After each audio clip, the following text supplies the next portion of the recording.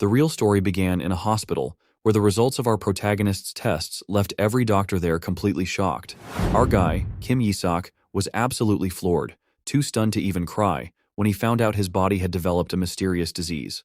It was so rare and unheard of that even the doctors didn't know what to call it. Being sick wasn't something he was used to, but according to the doctors, Yisak had, at most, 6 months to live. After that, well, he wouldn't be around to see the world anymore. As a young, healthy guy who didn't really care about much until yesterday, this news hit him like a ton of bricks. He just couldn't process it. He completely lost himself, freaking out so badly that he didn't even know where he was going or what he was doing. Isak wasn't the kind of guy who wasted his life away. In fact, he was a hard worker. But now, regret hit him hard, even though he knew it wouldn't change a thing. At one point, he even thought about stepping in front of an experienced truck kun to end it all, but just as he was about to do it, someone pushed him out of the road and saved him. Life felt so unfair to him, especially since, for the first time ever, Isak had gotten lucky and won a lottery jackpot, right before his visit to the doctor. The poor guy dropped to his knees and begged every god he could think of to save his life and don't let him die so easily. A good-looking and, of course, a hard worker protagonist like him deserved a better shot at life, or, well, at least it was what he believed. But fate had already cooked up something entirely different for him. No matter how much Isak cried like a child, it didn't make a difference. Just as the doctors predicted, he passed away 6 months later. That should have been the end for the poor guy, but instead, Isak woke up again, this time as an ugly skeleton. At first, Kim Isak didn't think it was all that bad, but seriously, out of all the creatures and races he could have been reincarnated as, why a skeleton? And not just any skeleton, but a completely bald and ugly one at that. He couldn't help but wonder why fate had such a weird sense of humor, but since there wasn't much he could do about it, Isak decided to accept his new life, or rather, his death, and fully embrace his bony new body. Surprisingly, it turned out to be better than he expected. Even though he was undead and lacked a single muscle, Isak managed to take down plenty of wild monsters. Whether he hunted them himself or they came after him first, he handled them all. Things were going pretty well until one day, out of nowhere, a berserker giant appeared and ambushed him. The attack caught Isak off guard, but he managed to dodge it just in time by leaping out of the giant's reach. Instead of feeling angry or scared though, Isak actually felt relieved. He figured this would be the last fight of the day, and after taking care of the giant, he could finally head home and rest again. The battle itself wasn't much to write home about. With a single swift strike, Isak cut off the giant's head cleanly. The funny part? The giant's severed head continued yelling in rage, completely unaware of what had just happened. It took a moment for the reality to sink in. But soon enough, everything fell silent. And just like that, Isak finally revealed part of the truth. This wasn't just some random fight. It was actually a mission from the gods themselves, and his task had been to eliminate rebellious forces, and he had successfully completed it. As it turned out, after being reincarnated as a lowly skeleton, Isak had spent years fighting and evolving. He had climbed his way up the ranks as an undead and had grown strong enough to be worthy of striking a deal with the gods themselves. As he walked through the crowd of demons and his subordinates, carrying the severed head of the last berserker giant, the bald skeleton, Isak, was silently reflecting on how he managed to bring prosperity to demonkind, who had once been on the verge of total ruin. After years of battling, Isak was their king now, though most of them couldn't even pronounce his name right. After stepping into this world as a bald skeleton, something he absolutely hated, becoming a powerful demon king was the only thing that gave him some sense of comfort. Of course, having a bunch of clueless, brainless demons constantly calling him King Isak instead of Kim Isak, even while they were cheering for him, was more than a little annoying. Out of blue, Isak suddenly announced his farewell to all the demons, telling them this was probably the last time they'd ever see him. He explained that he was leaving to claim what he was owed, to achieve his ultimate goal and become a hairy human again, something he deeply missed. Not long after, Isak marched into the divine realm, dragging the severed head of the last giant monster behind him, and ended up scaring the living daylights out of the gods. There, for a moment, the Skelly hesitated, giving the gods time to process the situation. Even as he stood before some mighty gods all at once, Isak didn't flinch. Without fear, he told them exactly why he was there. The Demon King stood firm and declared that the head he brought was proof that he had personally taken care of all the rebellious factions challenging the gods. Now, it was their turn to honor their promise and turn him back into a human, just as they had written in the contract. Whispers and murmurs suddenly broke out among the gods. It seemed like none of them could believe that Isak had managed to handle all those impossible challenges in such a short time. But to the Skelly's surprise, they slowly started revealing their true intentions. Turns out, the whole thing had been a trick, a plan to manipulate Isak and use him as their loyal slave all along. The bald protagonist couldn't believe what he was hearing. He had done every single thing they had asked of him, putting his life on the line time and time again, and now they were acting like they had no intention of granting his small wish. To make things even worse, one of the ridiculously good-looking gods had the nerve to calmly ask him to do yet another favor for them. Isak was bald, but wasn't stupid. He had already figured out their real plan to exploit him. What he couldn't stand, though, was the way these useless gods saw him as nothing more than a mindless skeleton, blindly following their commands without question. It seems this was the time for them to find out just how wrong they were. The Demon King was on the verge of causing absolute chaos. At the very least, he was going to make them pay for all the hardships he had endured trying to become a normal human again. Some of the female gods started to panic, convinced their lives were now in serious danger. That's when Isak stepped forward, his voice cutting through the tension, declaring that he wasn't just any Demon King, he was an undead, someone who couldn't be killed by anything or anyone. On top of that, he had enough power to ensure that no god in the divine realm would ever dare to look down on him again. The gods panicked even more, realizing he might actually be strong enough to deal some serious damage. Some of them started pleading for more time, trying to convince Isak that they would fulfill their promise. But Isak wasn't about to fall for their tricks a second time.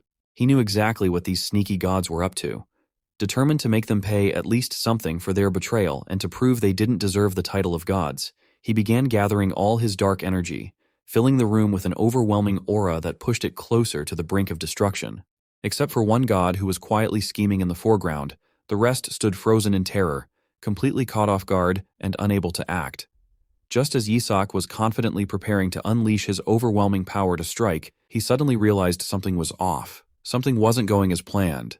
In a split second, just when he was ready to add some roasted gods to his menu, everything came to a halt. Isak's dark mana and demonic energy started fading and his body froze completely, like he couldn't even move a finger. Suddenly, the god responsible for all this smirked, clearly enjoying himself as he mocked the Demon King. That god, pleased to see his spell working like a charm, revealed a glowing divine inscription, his so-called godly command. He had written Isak's demonic name on the back of a tiny bug-like insect, and as long as the name was there, the spell rendered its target completely paralyzed, no matter who they were. With the situation seemingly under control, the rest of the gods finally relaxed and thanked him.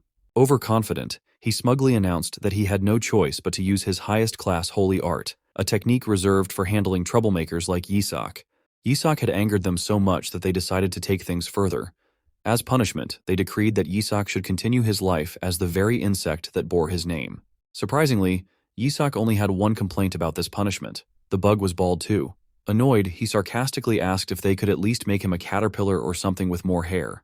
They completely ignored him.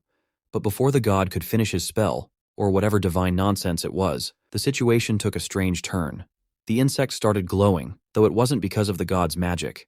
At that exact moment, the other gods noticed something strange happening with Isak as well. A sudden light began to surge from deep within his skeletal frame, growing brighter and wilder with each passing second. And of course, this wasn't just an ordinary glow. Isak had decided that if he was going to be stuck living as another bald, ugly creature, he'd rather go out on his own terms. He was preparing to self-destruct, ready to take everything and everyone down with him, or at least try to do that. Once again, the gods panicked. Some even tried to stop him, but Isak was resolute. He knew this move wasn't as powerful as what he initially wanted to do, but it was the last and best option he had left. In less than the blink of an eye, he self-destructed right in the middle of the gods' realm, giving those evil gods the punishment they deserved. Unfortunately, the results weren't satisfying as he thought. Aside from a few minor injuries and some fear, nothing serious happened to the gods, and it looks like his death was in vain. Soon later, when everything calmed down a little, two of the gods rushed to the spot where Isak had exploded, wondering if the spell had worked or the Demon King just killed himself. Soon enough, the one who had used that holy art confirmed to everyone that the spell had indeed activated, trapping the Demon King's soul inside that bald bug forever. Hearing this, the gods finally felt a wave of relief wash over them, thanking the heavens for surviving such a disaster. The chaos made them rethink how much they had underestimated demons. Of course, without admitting they were the ones who had pushed Isak into his rampage, they placed all the blame squarely on him for the entire incident. They started telling one another to never let their guard down again. Eventually, they came to a decision. To prevent this kind of catastrophe from ever happening again, they would create the perfect vessel of saints in the human realm and use this as an opportunity to wipe out every last demon. After a while, one of the gods, or whoever he was, approached the god responsible for turning Isak into a bug and casually asked how he was doing. injure, exhausted, or maybe dizzy after that explosion. As expected from a god, he was perfectly fine, completely unharmed. But even so, he wasn't about to let this slide and let Yisak live a normal life, not even as a bald, ugly bug. His plan was to keep tutoring Yisak endlessly, making him pay for all the trouble he caused. And of course, that tutoring was going to last for eternity. However, something unexpected happened. That god either didn't know or completely forgot that Isak wasn't the Demon King's real name, but actually it was Kim Yisak. And that tiny mistake was all it took. Not only did Yisak avoid being trapped in the bug's body, but he was reborn into life as a human, exactly as he had wished for. Even Yisak himself couldn't believe if it was real or just a sweet dream. It was so unexpected that he didn't even notice what was happening at first. He stared at his hands, confused by how they looked, wondering why they felt warm and damp, something entirely different than his numb skeleton body. This wasn't anything like what he imagined experiencing as a bald bug, but soon enough, it all clicked. Yisak finally realized he had really been reborn as a human child, and not just any child, a blonde-haired, red-eyed baby, which was clearly the mark of being born into a noble family in that era. Looking at his tiny hands, Yisak couldn't help but wonder if that dumb god had completely botched the spell or something. Little did he know, it wasn't the spell itself, but his name that had caused all of this. Seeing him awake, the maid next to him couldn't hide her excitement as he looked absolutely adorable to her. Things got even more confusing when they started calling him Saint, the Holy One. Yisak curiously watched the maid, his eyes wide with wonder, trying to figure out what was going on. For a moment, he thought maybe luck was finally on his side. Not only had he avoided being trapped in that bug's body for eternity, but he'd also been reborn as a human child, and not as a normal one, but a saint, a holy figure. Everything felt like a dream come true until Yisak took another look at the maids. Thinking this tiny breastfeeding baby couldn't possibly understand them, they let their true intentions slip. They casually admitted that their main job was to put the saint back to sleep, but this time it would be permanent, an eternal sleep. For their twisted plan, they were planning to feed him some kind of poison instead of his usual milk. Yisak completely freaked out. If he could have screamed, he would have, but the best he could do was poop his pants. 3 times in a row, no less. Panic set in as he realized his luck could only hold out for a few seconds before the universe started messing with him again. He couldn't help but wonder, why? Why does these shits keep happening to me? Before the poor baby could get his answer, the butler stepped forward, holding the saint's mysterious bottle of whatever it was meant to feed him. As soon as he lowered the bottle to put it in the baby's mouth, Yisak dodged it by turning his head to the side. The butler thought it was just a coincidence, so he tried again, but each time Yisak managed to avoid it, as if he knew exactly what he was doing. He wasn't going to eat that suspicious stuff. The butler and the maid stood there, completely dumbfounded, unable to figure out why a breastfeeding baby was acting so strangely, almost like an adult. It was as if the baby somehow understood that it wasn't food he was supposed to eat. While fending off the attempts to feed him, Yisak couldn't help but wonder how he had ended up reincarnated as a human baby, and not that bald bug. Things started to click when the butler, trying to get his attention, called out the baby's name. To Yisak's shock, the name was Isaac, the very same name he had in his previous life. Memories flooded back as he realized that back then, his subordinates used to mispronounce his name as Isaac instead of Yisak. That's when it hit him. That good-looking but totally evil god must have messed up his name when writing it down. That had to be it. There was no other explanation. In that moment, something shifted inside him. He couldn't help but feel a strange, overwhelming sense of joy. Sure, the circumstances were bizarre, but he had somehow managed to achieve everything he had wished for, all at once. For a moment, he completely lost control, acting like his demonic soul had taken over, showing just how thrilled he was to see the gods being so careless. But now, he was the one being careless, so lost in his thoughts that he didn't notice the butler still standing there, ready to forcefully send him into eternal sleep. The butler suddenly shoved the nipple of the baby bottle into Isaac's mouth, then called the maid for help because he couldn't handle the baby on his own. Isaac immediately started resisting, but his head quickly grew heavy and dizzy, making a baby like him to be completely defenseless against them. In this moment, he couldn't help but wonder what kind of disgusting poison they're feeding him that tasted this bad. Slowly but surely, he began to lose consciousness and drifted off to sleep, bitterly thinking about how these 2 evil bastards hadn't even let him enjoy being human for more than a few minutes. Meanwhile, on the other side of the castle, or temple, or whatever this place was, the mastermind behind it all, an old, ugly bishop, was making his way toward Isaac's room. The sneaky old man was grinning to himself, eagerly anticipating the news of the young saint's death, or whatever he meant by eternal sleep. He was so caught up in his happy little daydreams that he snapped out of it only when someone stopped him, asking why the great bishop looked so suspiciously cheerful. That man was none other than the emperor of the Holy Hellen Empire, Alexander Heathcliff. The moment the bishop and his men saw the emperor, they immediately bowed and greeted him. Emperor Alexander asked the bishop why he had bothered to come all the way to his castle, a rare occurrence. The sneaky bishop replied that he was there to meet the saint candidate, pretending he didn't know anything suspicious was going on. But the emperor was sharp and could tell the bishop was up to something shady. To the bishop's dismay, Emperor Alexander suggested they go see the young saint together, exactly what the bishop didn't want to happen. Suddenly, a loud scream from a maid pierced the air, catching everyone's attention. She was shouting, "Young master! Young master!" At that moment, the bishop felt a wave of satisfaction, realizing his evil plan had worked. There would be no Saint Isaac now. Without hesitation, the emperor rushed toward Saint Isaac's room, who happened to be his own beloved son. Bursting through the door, he demanded to know what had happened. The sight of the emperor storming in startled the maid so much that she froze, and her panicked reaction made the emperor fear the worst. But, to everyone's surprise, that wasn't the case at all. Isaac was not only perfectly fine, but had eaten so much that his adorable chubby cheeks and round belly stole everyone's attention. According to one of the maids, that adorable chubby belly came from him devouring 15 bottles of his food. As expected, the bishop was anything but happy to see the saint perfectly healthy. The sneaky old bishop couldn't wrap his head around it, as he was wondering how could the kid survive that. Nothing could make sense to him, because just one of those bottles was strong enough to take down a full-grown adult. To understand what's going on here, the scene shifted to a few minutes earlier, when the butler and the maid had forcefully poisoned Isaac.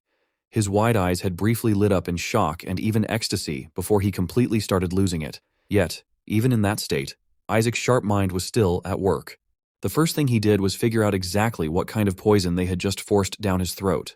Sure, he looked like a helpless baby, but with the knowledge of a former demon king, Isaac quickly recognized the substance.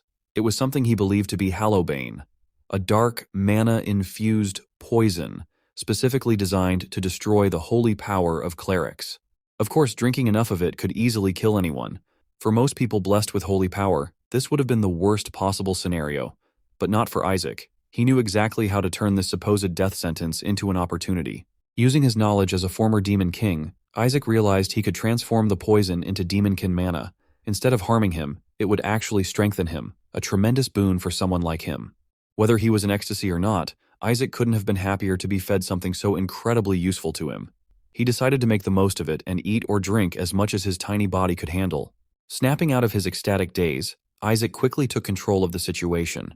He drank one poisonous juice after another, even demanding more. The butler, assuming the poison would take time to kick in, decided to humor him and kept feeding him bottle after bottle. After receiving what he could only describe as excellent service, Isaac finally felt satisfied and stopped yelling and screaming for more. But after consuming so much of it and absorbing the mana into his tiny body, he began to wonder what he should do with all that energy. Closing his eyes, he let the others think the poison was finally taking effect, but in reality, he was diving into his subconscious world. With the overwhelming amount of mana he'd absorbed, Isaac easily ventured deeper and deeper into his inner world. With focus and effort, he reached the place he had been aiming for, the deepest part of his subconscious, the world of origin. This was where every single person's mana core was created. For a few moments after arriving at this sacred and mysterious place, somewhere no one else could access so easily, Isaac couldn't help himself. He playfully jumped around, dancing and singing as if it were the safest and happiest place in the world for him. But Isaac knew he wasn't here to mess around, so he pulled himself together and focused again. His goal was simple: to gather all the mana he had absorbed and condense it into a mana core. Baby Isaac understood better than anyone that if he wanted to use magic and harness his mana in the future, he needed to start with a strong mana core. Before he could even give it his all to create one, though, he suddenly felt like the unfinished core was about to explode. Wild white lights began streaming out of it, glowing brighter and brighter. Isaac forced himself to stay calm, though he couldn't help but wonder why his core was glowing only white, when mana cores were usually tricolored. But he quickly realized that the color was the least of his worries right now. The core was so insanely powerful that it started pushing him backward, and he hadn't even managed to pour half of his mana into it yet. Surprisingly, this wasn't a bad thing. In fact, it was the complete opposite. This was a clear sign that things were going far better than expected. With his tiny baby legs, which shouldn't even have been strong enough to walk at his age, Isaac pushed forward, struggling to get closer to the core.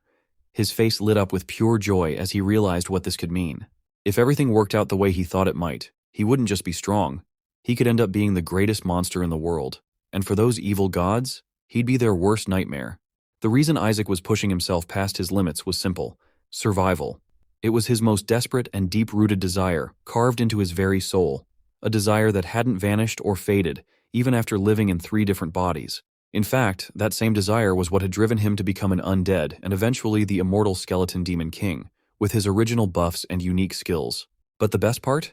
Aside from remembering his past lives, Isaac realized that he could somehow manage and inherit all the spells and skills from his time as the demon king into his new human body. This was all thanks to that massive amount of mana he'd absorbed, and of course, his determination to dive deep into the core of his soul to activate those abilities. Meanwhile, back in his room, the maid and butler stood frozen, staring at Isaac's motionless body. They whispered nervously to each other, wondering if he was finally dead. Just as they started to assume the worst, Isaac's tiny hand moved on its own. They couldn't understand how this boy was still alive, let alone awake. All they could do was stand there, watching him in pure shock and disbelief. But then, to make things even crazier, Isaac began acting as if he were asking for another bottle of that poisonous juice. That probably was the reason of that scream of maid, and now, in the present, Isaac watched as the Emperor and the others discussed him and his safety. As a baby, he couldn't exactly reveal that he'd just narrowly escaped being assassinated. That was the worst part of resurrecting as a baby. And, on the other side, the old, sneaky bishop wasn't just furious to see his plan had failed, he was completely stunned by how someone could eat that much food. Just by looking at the bishop's shocked expression, Isaac glanced down at the empty juice bottles he had guzzled and dropped on the ground, suddenly realizing he'd eaten way too much. The kid had no clue who this ugly old man really was. Unaware of that, he quickly reminded himself that he couldn't afford to do anything that might make others suspect he was special, so he decided to play the fool again. Not with food this time, but by doing what any baby his age would normally do. Meanwhile, the bishop was still struggling to figure out how this kid was even alive. In his opinion, at the very least, Isaac should have been vomiting blood or falling unconscious by now. But instead, here he was, laughing and acting like he'd just been breastfed.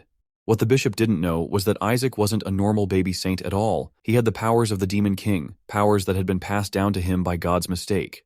The way Isaac laughed and looked right at him made the bishop feel like the baby was mocking him on purpose, humiliating him for being so utterly powerless. It was enough to make the evil bishop's blood boil. And just then, memories of how he got assigned to this mission started flashing before his eyes. A few days ago, at the central papacy, a man holding a golden wine glass was talking about how much things had changed or will change in this era. In his view, the one who becomes the future saint will definitely rule over all the empires. At the same time, he found it unbearable that even small, insignificant families were claiming their newborns to be saints. This man was so influential that the bishop only dared to respond while kneeling, assuring him that there was nothing to worry about since most of the saint candidates had already been dealt with. The old man was stunned when the powerful figure revealed he'd heard some disturbing rumors that contradicted his assurances. Turning with a menacing expression, he announced that there was a saint candidate in the emperor's family who was still alive and well. Just the look on the man's face made the bishop tremble in fear, and he stuttered as he tried to explain that they couldn't do anything about that particular baby. The man, clearly furious, dropped his grail and declared he would handle this special case personally. He was confident that by the time he got there, the saint candidate would already be dead. All the bishop had to do was go and confirm it by seeing the baby's corpse. That man was none other than the great pope, the patriarch of the Barrett house. He was willing to do whatever it took, even kill innocent babies, to make sure the saint candidate from the Barrett house was the one to reach that position. That was the last memory the bishop could recall before snapping back to the present. His face now showed a mix of fear, shock, and frustration. The unpleasant-looking bishop had no idea how the patriarch's plan had failed or how he was supposed to explain it to him. Feeling more at ease now, Emperor Alexander reached out and touched Isaac's head. Running his hand through the boy's hair, he proudly remarked that his son's hair color resembled that of their empire's founder, something the bishop clearly didn't want to hear. But when the bishop called him "my lord" to stop him from talking like this, Isaac couldn't help but wonder if this young and handsome man was really the emperor of this land, and on top of that, his father. Maybe to deliberately irritate the bishop, Emperor Alexander boldly declared that, in his opinion, his son, as a saint, would be far closer to God than the current pope. His words left everyone shocked, but no one more than Isaac himself. Seeing how much the emperor was favoring Isaac, the irritated bishop decided to take action. Before long, he came up with an idea and, to the emperor's surprise, asked for permission to take a closer look at the baby. Naturally, the emperor demanded to know why, and the bishop explained that there was definitely something unusual about his son, because no newborn could possibly eat that much food. However, the emperor didn't see it as anything strange or worth the bishop's concern. While they were talking, Isaac, feeling a bit tired, was lost in his thoughts. He was still trying to wrap his head around how his life had flipped completely from being the Demon King to becoming a saint and the Emperor's son. That was when he let his guard down and, without meaning to, released the air trapped in his stomach. For a regular newborn, it wouldn't have been a big deal, but for him, it was a problem. Because of the undigested dark mana still in his body, Isaac instantly realized what had happened, but it was already too late, especially since the bishop had seen it. Panicking, he quickly put his tiny hand over his mouth, trying to stop anything else from coming out of the small black hole that was his stomach. He prayed no one had noticed, but when he turned his head, his hopes were completely crushed. The bishop, loud enough to grab the emperor's attention, claimed that he could clearly detect dark mana coming from the saint candidate. This was the perfect opportunity for the bishop, and he couldn't have been happier to finally have a chance to finish his boss's unfinished work. Isaac couldn't help but feel terrified, realizing that his carelessness might lead to serious consequences once again. Emperor Alexander immediately tried to step in, determined not to let the bishop take advantage of the situation, especially after the old man suggested that Isaac might be a false saint and unworthy of the title. But the bishop wasn't about to back down. Acting with fake politeness, he insisted that if his suspicions were correct, the church had to be informed, especially since the pope already had his eyes on the candidate from the Barrett house for the next saint. The emperor quickly understood what the bishop was hinting at. The pope, who was also the head of the Barrett family, wanted to make his own child the next saint. At the same time, Isaac finally realized why they wanted to get rid of him in the first place, to ensure there was no competition for their son's future. Without caring that the emperor was watching, and without waiting for permission, the bishop picked up the boy. To Isaac's horror, the bishop announced to everyone that he needed to consult with the inquisitor to confirm whether or not the baby truly carried dark mana. Emperor Alexander tried once again to step in and put a stop to all of this, reminding the bishop of his position as the emperor and a close ally of the Holy Court. But the bishop wasn't about to back down so easily, no matter whose child it was, even the emperor's. It seemed the church's and the pope's power gave the bishop the boldness to go against the emperor's authority. He even reminded Emperor Alexander that if he didn't support the saint chosen by the church and the pope, or if he interfered with their work, he would no longer receive any blessings from them moving forward. The emperor froze in place, clearly conflicted and completely powerless when it came to the church's support. Isaac felt worse than ever watching his father, the emperor, that willing to abandon him just like that. There, he also realized that if the bishop was allowed to inspect his body, there was no doubt he'd discover the infinite amount of dark mana inside him. Desperate to save himself, Isaac frantically searched for a solution until, suddenly, he realized he had a weapon right in his hands. Gripping the baby bottle by its tip, Isaac waited for the perfect moment to strike. Just as the bishop was confidently boasting about his exorcism powers and how they could detect even the tiniest trace of dark mana, Isaac used a small bit of his hidden power and slammed the bottle down onto the bishop's ugly face. Strangely enough, the supposedly newborn baby, using his soft bottle, completely caught the bishop off guard, and that wasn't even the craziest part. The impact was so strong that the bishop ended up losing a few teeth without even understanding what had just happened. Isaac, of course, didn't want to ruin his image in front of everyone, so he immediately started acting like an innocent baby who had accidentally swung his bottle into the bishop's face. The bishop, meanwhile, was trembling from the pain, trying to process if he had really just been struck by a baby holding a light bottle. Staring at Isaac's innocent face, now glowing with a soft golden light, everyone in the room was left in awe. Even the bishop, for a brief moment, doubted himself, especially because he felt a strange sense of divinity when he was hit. But the situation quickly escalated as Isaac, determined not to give the bishop any chance to uncover his secret, prepared to strike again. This time, he aimed for the right side of the old man's face. However, that was only the beginning.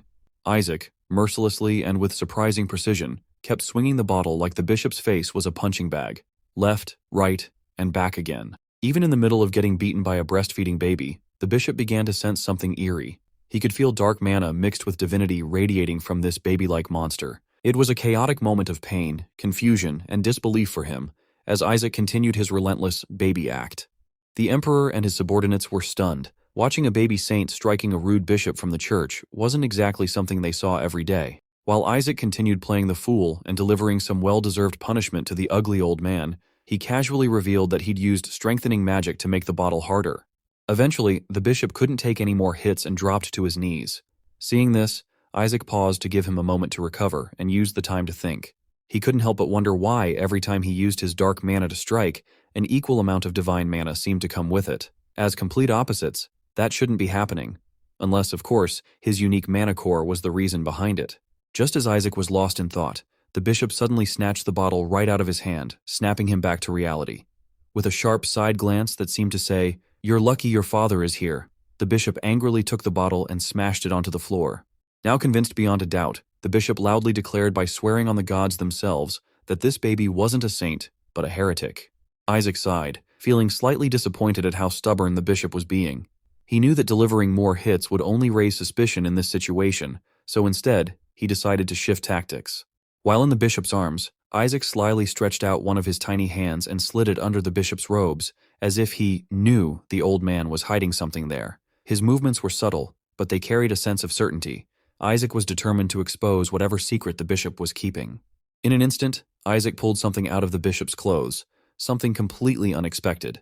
It looked like a mummified demon's hand, wrapped with a cross necklace. As expected, the bishop froze, his face pale with shock. He knew it would be disastrous if anyone realized what it really was. In truth, it was a totem, a forbidden relic created from the severed part of a high-ranking demon. This object had the ability to absorb the power of other demons, making it an incredibly dangerous and illegal artifact. Looking at Isaac, who now appeared more like a baby demon in his eyes, the bishop couldn't understand how the child had even known he was hiding it there. Completely thrown off, the bishop forgot all about what he had been accusing the boy of just moments ago. His fear only intensified when Isaac made things even worse by tossing the totem away. Just before the totem hit the ground, Isaac, smirking internally, challenged the bishop in his mind. "Let's see how you handle this." The moment the totem struck the floor, its bandages unraveled on impact, releasing a wild, dark aura that filled the room. With a confident flick of his tiny finger, Isaac, who seemed to know exactly what was coming, triggered the emergence of a high-level demon from the totem. The sight of the towering demon left everyone in stunned silence. None of them could have imagined something like this happening. Meanwhile, the former demon king, now baby Isaac, watched the chaos unfold with a sly grin. Isaac could help, but why would he? Feeling a surge of excitement, the kid was curious to see how the stubborn, hypocritical bishop planned to deal with this mess he had been so desperate to hide. The emperor was the first to react, demanding an explanation from the bishop. "What is the meaning of this? How dare you bring a demon into my castle?" The bishop, however, quickly shifted the blame to Isaac, claiming he had been carrying only a totem. "I know nothing about the demon. This must be the boy's doing." This time, the emperor wasn't going to stand by and watch. He immediately ordered his guards to retrieve Isaac and protect him at all costs. One of the guards wasted no time, jumping forward to grab the baby, leaving the bishop stunned. As the guard carried Isaac to safety, the boy watched the scene unfold with amusement, realizing his plan was working perfectly. Meanwhile, the other guards surrounded the demon from all sides, refusing to let it move. Then, as if struck by a sudden revelation, the once motionless demon began shouting, "Kill the saint! Kill the saint!" This unexpected outburst caught Isaac off guard. He couldn't understand why, among all these people, especially the holy bishop, the demon would want to target him. With little effort, the demon broke free from the guards and charged toward what it believed to be the saint. The guards, however, stood their ground, some willing to sacrifice their lives to protect Isaac from harm. A little further back, Isaac was watching the demon charge toward him, but instead of being scared, he was curious to know why was it targeting him, especially since he was the one who brought it back to life. Either way, he didn't see any reason to be worried. After all, he had plenty of holy knights around to protect him. But things didn't go as planned. What he thought was a reliable holy knight that suddenly had his lifeless body thrown right beside him. In that moment, Isaac just realized he couldn't rely on them as much as he thought. Everything spiraled out of control as the furious demon started taking down the guards one by one, all while shouting, "Kill the saint! Save the imprisoned king!" Isaac wasn't the one panicking. It was the guard holding him who was clearly terrified. Watching his comrades get torn apart like helpless children by the demon made the guard think he might be the next victim. Soon, Isaac began to realize that he could be killed for no reason if he didn't take action himself. With the room already filled with dark mana of that demon and chaos, Isaac realized this was the perfect opportunity to at least save his own life without being noticed, but he waited for the demon to come closer. And since there was no one left to stop it, soon he found himself face to face with the towering creature, ready to strike him down. Still, he didn't flinch and waited for the demon to get even closer. Isaac was feeling a bit annoyed after thinking, how could this demon, instead of being grateful for being brought back to life, dare to attack him? Right then, at the very last possible second before it could strike him down, he tapped into his dark power to show the demon who he really was. The moment he did, the demon froze in its tracks, unable to move a muscle under the overwhelming, undeniable aura of the Demon King. Of course, no one else noticed this shift, since they couldn't sense if it's the demon's dark mana or his. The once raging demon now looked absolutely terrified, completely unsure of what just happened. But before Isaac could fully process his victory, his body started glowing again. He realized, to his disbelief, that he was releasing the same amount of divine power as the dark mana he had used. The holy power grew stronger and brighter, the radiant light filling the entire room. It became wild and uncontrollable, lighting up everything around him. No one, not even the Emperor, had expected his son to hold this level of divine energy within him. The demon, overwhelmed and unable to comprehend the situation, couldn't bear the sheer intensity of the holy power. The room's atmosphere was suffocating for the creature, and the power grew so strong that the demon had no choice but to retreat. Desperate to avoid being destroyed again, it fled the room as fast as it could. The guards tried to stop it, but they weren't strong enough or even fast enough to catch it. Once things calmed down a bit, everyone started talking in disbelief about how baby-like Saint Isaac had managed to defeat a high-level demon. The kid had impressed them so much that they all gathered around him, praising his incredible power at such a young age. Isaac, however, didn't care about what just happened or what others were saying. He was far more curious about why and how he was using holy power when he hadn't even intended to. The only explanation that came to mind was that his mana core and body were somehow automatically converting part of his dark mana into holy power during use. Aside from that, he realized that after everything that had happened today, creating a core, overpowering the bishop, and scaring off the demon, he was nearly out of dark mana, and if he couldn't find a way to replenish it within the Holy Empire, it would soon land him in serious trouble. Soon 2 guards attempted to arrest the bishop, but still that ugly, stubborn man wasn't about to give up so easily. He kept insisting on his earlier claims, saying Isaac was a vessel of demonic power, not divinity. He even demanded the chance to prove his words by exorcising Isaac. However, after the demon attack, which, ironically, was Isaac's doing, but was believed by everyone to be the bishop's responsibility, Emperor Alexander could no longer bring himself to trust the bishop. The bishop had once been a powerful figure, accusing Isaac of heresy and demonic influence. But now, the emperor had seen enough. He finally had more than enough reason to reject the bishop's accusations, even if the man was connected to the papacy itself. The sneaky old man quickly realized things weren't looking good for him, and it could get even worse if the emperor started investigating. If the truth came out, that the papacy was not only spying on his family, but also behind the assassination attempt on his son, there'd be no saving him. Desperate to prevent that from happening, the bishop decided to take a drastic step, even if it cost him his life. Despite his hands being tied, the old conniving bishop managed to cast a spell, summoning a giant wolf imbued with holy power. Its sole purpose was to kill the baby saint and buy the bishop some time. The wolf, glowing with divine energy, charged forward, aiming straight for Isaac, just as the bishop intended. Isaac, with a bored and almost annoyed expression, couldn't understand why this ugly old man wouldn't give up on trying to kill him. In his eyes, the magical wolf wasn't even as strong as the demon he had just dealt with. Overconfident, Isaac decided to wait until the last second to react, just like how he did against the demon. But then, a sudden realization struck him. He was completely out of mana. He had no power left to fight back or even defend himself. But this time, luck was on his side. In less than a blink of an eye, something glowing silver and blue sliced through the air, slashing the wolf multiple times before it could lay a paw on Isaac. That's when a silver-haired man stepped into the room, his presence commanding attention. With a cold, authoritative voice, he declared, "Who dares lay their hands on a child of the house of Joshua?" As soon as the guards saw the man, they were stunned. Whispering in awe, they murmured, "It's the devout Azure, the special knight of the Joshua house." This wasn't just some random man who had shown up to save Isaac. It was Relai, the 7th son of the prestigious Joshua family. Unlike the emperor, who often came across as more of a figurehead with a big title, Relai was a skilled and highly respected individual. The moment he entered the room, his commanding presence took over as he ordered his men to swiftly deal with the sneaky bishop and arrest him without hesitation.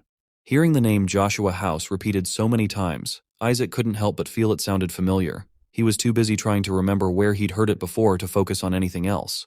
While Isaac was lost in thought, Relai instructed every guard to pay their respects, and without a second's delay, they all knelt before him, showing the utmost reverence.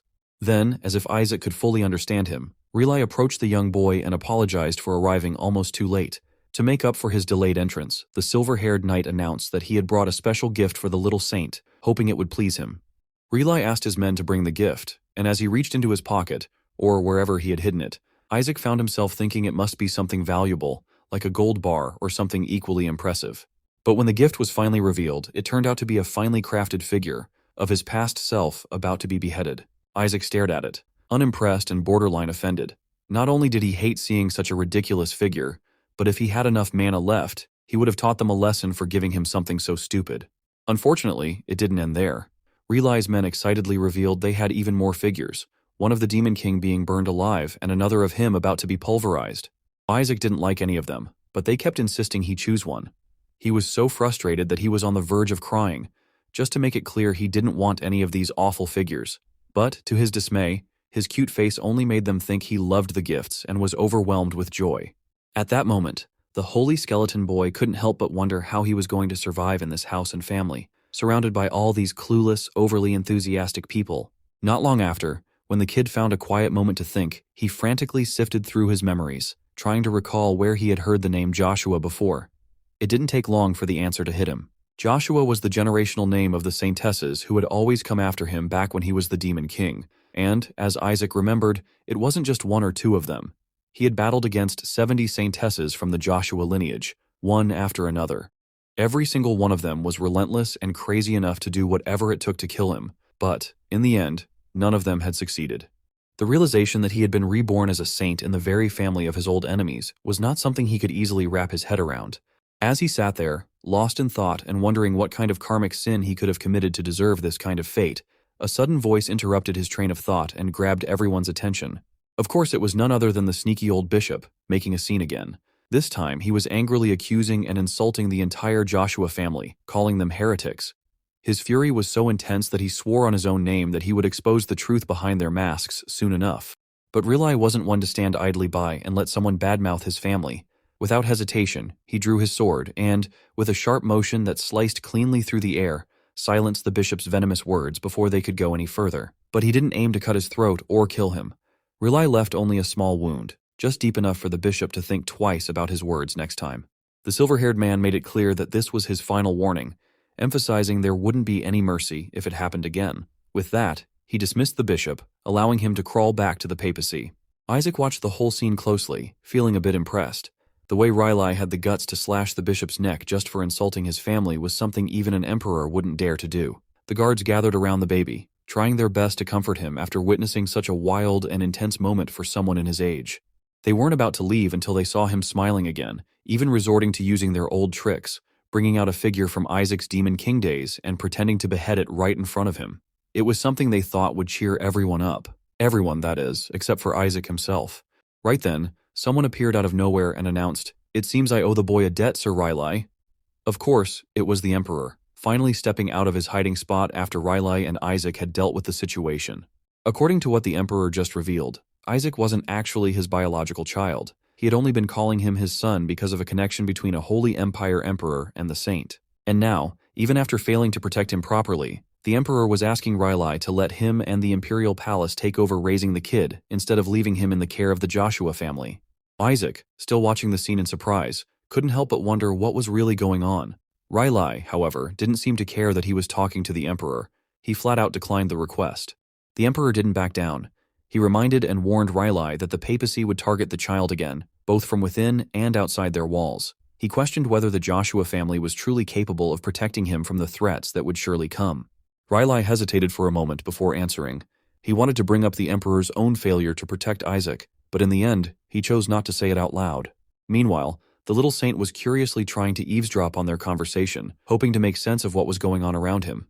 The Emperor continued to press Relai, trying to convince him. He pointed out that the great Pope would stop at nothing to discredit Isaac, especially because of his hair color that looked like the saintess. He also mentioned that the papacy would push for a candidate from their own house to become the next saint.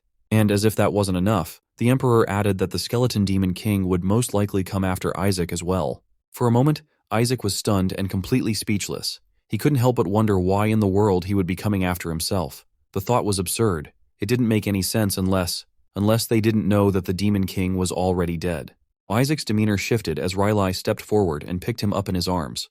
With a firm tone, Relai apologized to the Emperor and made it clear that the Joshua family would rather raise their own bloodline than allow someone else to do it for them, no matter who or what might come after them. To the Emperor's dismay, Relai went on to say that it would be an honor for the Joshua family, especially their previous saintess, Melissa, to be able to face the Demon King once again. Of course, if that was the case. But the conversation wasn't over yet. Relai pointed out how absurd it would be to let anyone else care for the direct descendant of Saintess Melissa when it was her own family's responsibility. For a moment, Isaac's mind began to race. That name Melissa sounded oddly familiar to him, just like Joshua. After a few seconds of thinking, the realization hit him like a lightning bolt. Melissa, they were talking about her, the very last saintess who had stood in his way when he was on his way to confront the gods for the final time. She had been the craziest, most relentless, and toughest opponent he had ever faced. To put things into perspective, a saintess wasn't just an ordinary warrior or simple vassal for gods. A saintess was the ultimate weapon of the gods, created specifically because no other power had been able to defeat the Demon King in his past life. Their sole purpose was to kill him. And now, here he was, a saint in the bloodline of the gods' ultimate weapon. There are many descriptions of a saintess. Some say a saintess is a mace sent by the gods to smite evil, while others call her the lion of the battlefield, wielding holy light. In truth, they were so powerful that they immediately became the brightest symbol of the Holy Empire and rose to the rank of the highest knight. Saintesses had unique abilities and traits that often made people mistake them for gods themselves. When the saintesses were created, everyone believed the skeleton demon king didn't stand a chance against them, but, to their shock and disbelief, the saintesses were defeated one after another, without mercy.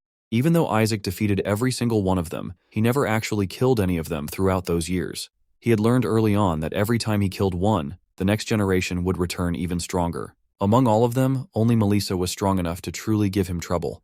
She was so powerful that Isaac had almost been killed by her. She was relentless, fierce, and unlike any saintess he had ever faced before. Now, things were getting a little too complicated for Isaac. Not only did he still have most of the abilities from his previous life, but he had also reincarnated as the direct descendant of that overpowered saintess, Melissa. While the baby Isaac looked a little confused, Relai was blushing with excitement as he talked about how he was counting down the minutes until he could face the Demon King himself. He stated confidently that he had lived for the sole purpose of witnessing the destruction of that evil skeleton king. Again, Relai confidently assured Emperor Alexander that the Joshua family had more than enough strength to fulfill their duty and protect Isaac.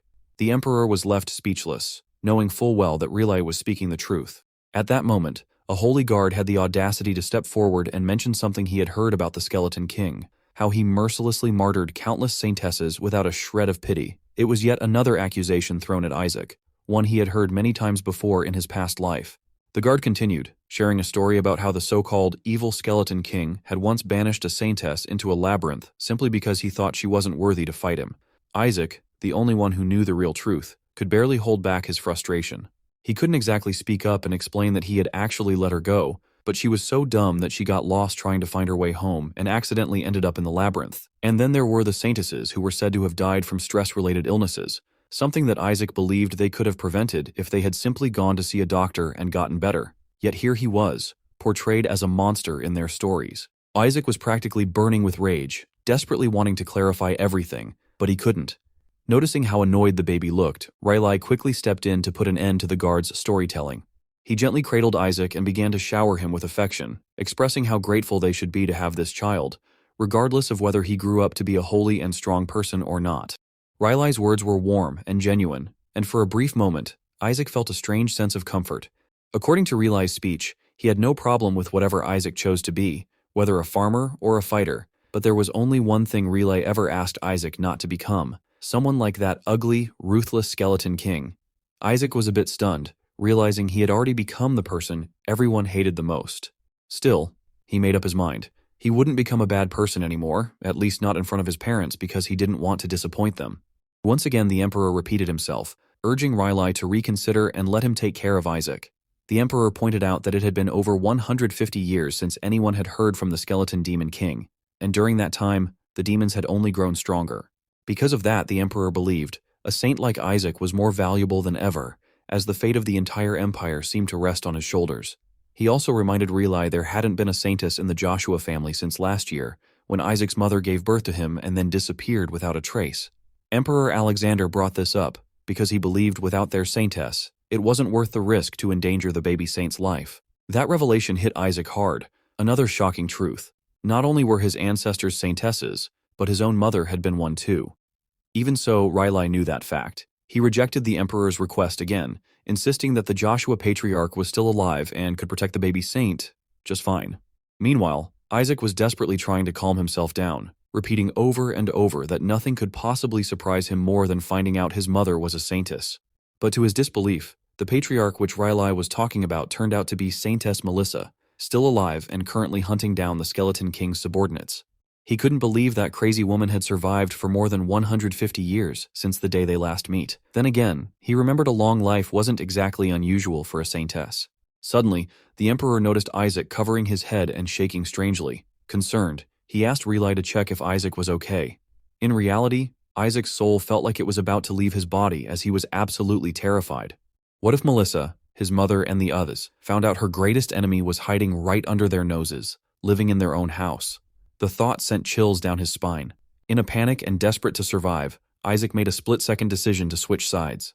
Without hesitation, he grabbed the Emperor's finger, which was close to him, and clung to it tightly, acting as if he wanted to live with the Emperor instead of the Joshua family. This unexpected gesture left the Emperor and his subordinates deeply moved.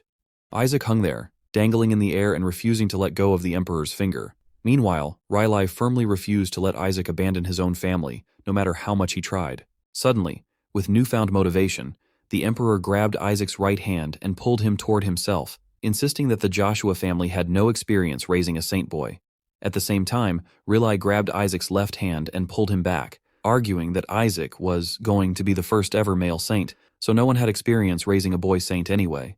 They were so eager to have Isaac that they didn't realize they were practically about to rip him in half, until their guard stepped in and reminded them to be more careful. Isaac looked completely helpless, but his intentions were clear. He just wanted to survive, and with Melissa staying in the Joshua house, his chances of survival seemed much higher with the Emperor. Suddenly, a glowing light, similar to holy light, filled the air. The Emperor immediately assumed it was Isaac choosing him, but Isaac himself was just as shocked as everyone else. He had no idea what was happening. Later that night, the bishop found himself dragged before the higher-ups, being interrogated about his failure. The old man, desperate and hopeless, tried to explain what he had witnessed, claiming that the boy used dark mana like he was some spawn of demons. His explanation only made things worse. Not only did they not believe him, but those higher-ups also thought he was insulting the gods by claiming that they had made a mistake and empowered a demon. They believed he was exaggerating the story in a desperate attempt to save his own skin. One of them drew his sword and approached the bishop, who was frantically swearing that he was sure the baby saint candidate had used dark mana. The men, clearly subordinates of the papacy, didn't give the bishop a chance to question the gods. Without hesitation, the man in cloak slashed his throat deeply enough to silence him forever. In front of him, the boss, looked satisfied because he simply couldn't tolerate hearing a man of God like the bishop spouting what he considered blasphemy so easily. Another man stepped forward and asked for permission to form a new assassination group to take out the saint candidate and finish Bishop's job. However, the leader refused, reasoning that if the Emperor planned to raise the child in the imperial palace, they would have plenty of time to finish the job later. Meanwhile, back in the palace, the boy, finally back in his resting place, felt his ear itch. He wondered if someone somewhere was talking about him again. A few days later, a fancy carriage with many guards made its way through the Holy Empire. And of course, it was Isaac inside, gazing out the carriage window and wondering how he suddenly ended up heading to Joshua's house. It was something no one expected, especially after he chose the Emperor. The reason seemed to trace back to that chaotic day when a sudden, glowing light filled the room, a strong light that came from Relai, so bright that Isaac couldn't even look at it directly. That was the moment Relai finally gave in, realizing Isaac had chosen the Emperor to continue his life. But Isaac couldn't stop wondering if that glowing light was somehow connected to the strange, deep will for survival he had felt earlier in his subconscious, showing his future correct path. Still, it wasn't enough to sway him, until Relai mentioned that Joshua's house had the Skeleton King's body. The moment Isaac heard that, he froze, completely shocked. How could they have the body? As the previous Skeleton King, he knew well that he had self-exploded, so his body shouldn't even exist. But his curiosity got the better of him, and in that instant, baby Isaac changed his mind again. This time he grabbed Relai's finger and pointed outside as if to say, "Stop wasting time and let's go to Joshua's house right now." Isaac's sudden change of heart was the only thing that could shift Relai's expression from disappointment to sheer joy less than a second. Now, back in the carriage, Isaac was already starting to regret his decision. It seemed like he had only chosen to go there because he wanted to see if he could get his old, powerful body back. But at the same time, knowing Melissa would be there made things much more complicated for him. Still, if what Relai said about having his body was true, it was worth a shot. If he could get his old body back, then aside from Melissa, not even the gods would stand a chance against him. There was another reason Isaac decided to head to Joshua's house, Relai's glowing light. Isaac believed it was some kind of sign for him to increase his chances of survival. He was deep in thought when he snapped back to reality after hearing the holy knight in the carriage ask Relai why the papacy was targeting Isaac these days. It was a question Isaac himself had been dying to know the answer to. According to Relay, it all traced back to a prophecy. The prophecy said the saint would be the son of a god and would eventually replace the great pope. So, naturally, the papacy and the great pope were doing everything they could to eliminate any other saint candidates and push the one from their own family forward, ensuring there was no competition. Hearing this for the first time, Isaac had a hard time wrapping his head around it. From what he knew, the great pope of the Holy Empire was the most powerful cleric, capable of using the top 10 holy spells. He was someone who ruled over all other clerics and paladins, with enough power to rival even the emperor. And now, Isaac was supposed to take that position? The thought left him stunned. Soon, everything made sense. It was only natural for the Pope and other powerful families to do whatever it took to ensure their own sons became the saint candidate. The Barrett family wanted to protect their centuries-long hold on power, while the other families were eager to seize the position for themselves. Suddenly, the carriage came to an abrupt stop in the middle of nowhere, leaving Relay and the guard wondering what was going on. The charioteer quickly rushed over to report that they had reached the duchy as planned, but there was a problem. Apparently 3 men were blocking their path and refusing to let them enter. The man in front, acting very polite, stepped forward and calmly announced that he had orders not to let this carriage pass into the duchy, no matter what. Relay was furious. He had never faced such a ridiculous situation before. He started yelling at the so-called gatekeeper, demanding to know how he dared to block the path of the Joshua family's carriage. What Relay didn't realize, however, was that these weren't humans at all. They were demons, disguised in human skin. And as soon as they confirmed the presence of the child who had inherited the blood of the saintess, they decided to drop their charade and reveal their true forms, ready to eliminate him. Isaac was caught off guard, shocked to see demons trying to kill him this time. What surprised him the most was that he remembered setting a strict rule back when he was the Demon King, a rule that banned demons from attacking human territories. One of the demons stepped forward and announced that their great skeleton lord, King Isaac, had commanded all demons to kill every saintess and their children as quickly as possible. Isaac was on the verge of losing his temper, wondering when in the world he had ever given such an order. The overly confident demon went on to declare that if the humans handed over the child, their lives would be spared. But before he could finish spewing his nonsense, a thunderbolt struck him, roasting him on the spot. The sight left the other demons nearby absolutely terrified, frozen in fear as they stared at the charred remains of their comrade. Of course it was Relay's job, who couldn't stand the idea of some lowly demons daring to block their path and threaten their lives so brazenly. Pointing his sword at the remaining demons, he declared loudly and furiously that not only would the Joshua family give them the most agonizing deaths for such foolishness, but they would also wipe out every single one of their kind in the future. The knights followed his lead, raising their swords high into the air in unison, showing their readiness for battle as true knights would. Even in that moment, Relay couldn't help but secretly blame the Skeleton King, accusing him in his mind of sending his underlings to do his dirty work, all to escape the consequences of mortality. With that, the battle officially began. The demons, enraged by Relay's arrogance and insult to their lord, charged at them in a blind fury. For them, it wasn't just about the fight. It was about defending their honor and avenging the insult to their great king. Before the two sides clashed, the demons said something else. They declared that all their sacrifices were for the sake of reviving their king. The situation was spiraling out of control, and the guard in the carriage quickly grabbed Isaac and leaped away, trying to get him to safety. For what felt like the 100th time, Isaac was completely shocked, not just because he was being targeted by his own former underlings, but because he couldn't understand if it was even possible for demons to revive him.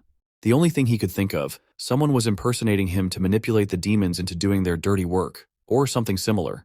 The guard eventually found a quiet, secluded spot at a safe distance from the chaos. Carefully and respectfully, he placed the little saint on the ground behind some trees. To ensure Isaac's safety, he created a magical protective barrier around him.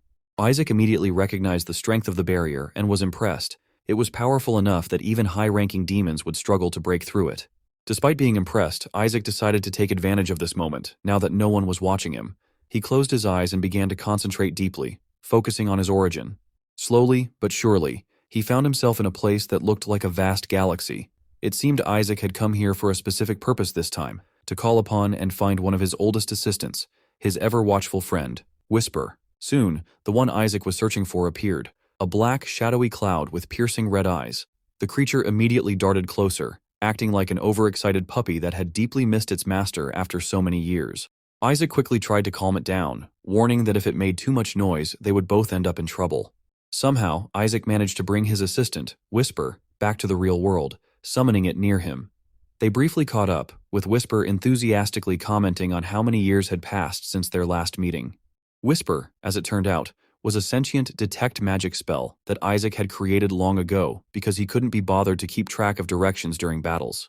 Over time, however, the spell had unexpectedly gained consciousness and become something of a loyal, almost pet-like companion to Isaac. Instead of being concerned about Isaac's situation, Whisper cheerfully congratulated him for mercilessly stealing the body of an infant, assuming Isaac had done it intentionally.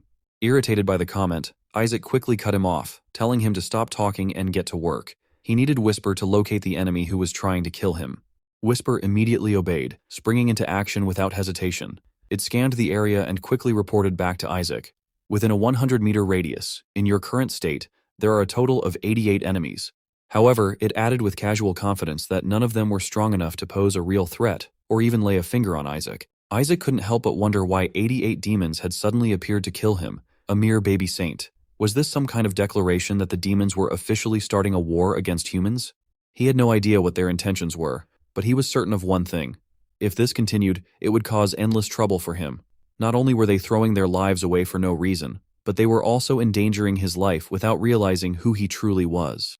Isaac decided he had to take action, even if it meant using up all the mana he had accumulated so far. But just as he was about to act, Whisper suddenly reported that the number of enemies had dropped, from 88 to 51 in an instant.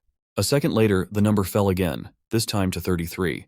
Whisper was baffled, unable to figure out what was eliminating the demons so quickly. When only 13 demons remained, Rylai and the other holy knights began to sense something powerful approaching them. Soon after, when only 4 demons were left, the same was true for those remaining demons. However, their reaction was different because they were unaware of what had happened to the others. Strangely, they thought at first that the new arrival was one of their own, coming to reinforce them. But when the weak and ragged-looking demon shouted, "Today, we will kill the saint," everything changed. The newcomer, who looked slightly different from the other demons, suddenly tore the last 4 demons apart, ripping them limb from limb. The humans were horrified, completely caught off guard. Isaac was no exception, stunned and clueless. He had no idea why this demon had turned on its own kind. But this wasn't just an ordinary demon. It was a high-ranking one that resembled the one Isaac had brought to life. Whisper quickly identified it as a Shadow Lich. Now, the Shadow Lich stood boldly in front of the humans, glaring at them with menacing confidence. "Who else dares to touch my beloved king with their filthy hands?" the creature bellowed, its voice echoing so loudly that Isaac was momentarily frozen in horror. Isaac's mind raced. "Beloved king? Do we even know each other? Who is this demon, and how did it find me?" For once, Isaac was completely at a loss.